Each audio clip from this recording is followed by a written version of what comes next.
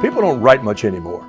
I don't mean type, email, or text. I mean pick up a good pen, some good quality paper, and actually make letters, make words, make sentences, make sense.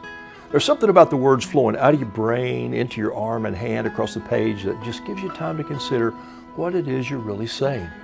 When you write or attempt to write a poem, you see the rhythm and the meter, even the art of the words and how they appear on the page. Maybe a thank you note. I don't write enough of those by hand. I don't write enough of those, period. A thinking of you note. I spent 30 days writing my wife love notes and leaving one a day in the kitchen. The first 3 or 4 were easy. I love you because.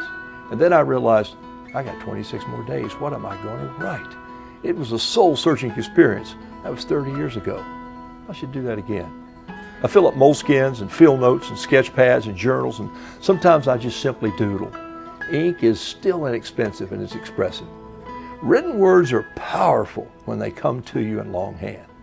My dad was a carpenter, and he did some of his best sketches and building lists, just his notes on the back of brown lunch bags with a good wooden pencil.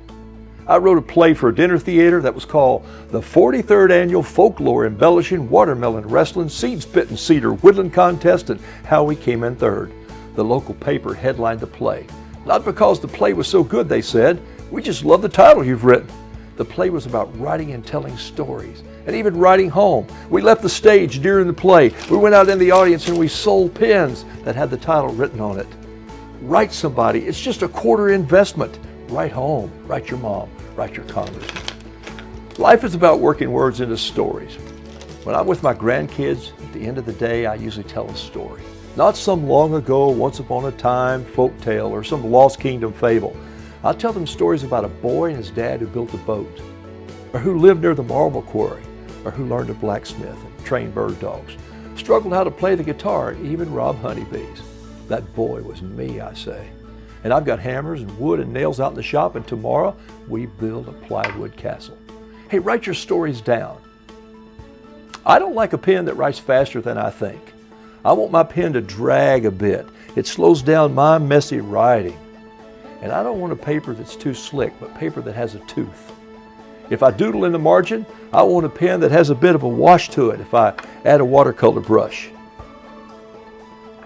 You should feel about your pens and paper like you do about your tea and coffee, a bit snobbish.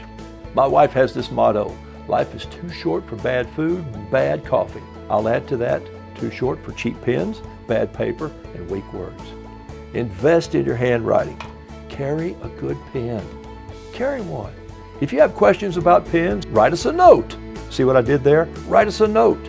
Tell us about your favorite pen, what you write on. Do you have a hand-me-down pen that has some history or story that you need to share? Don't forget to write.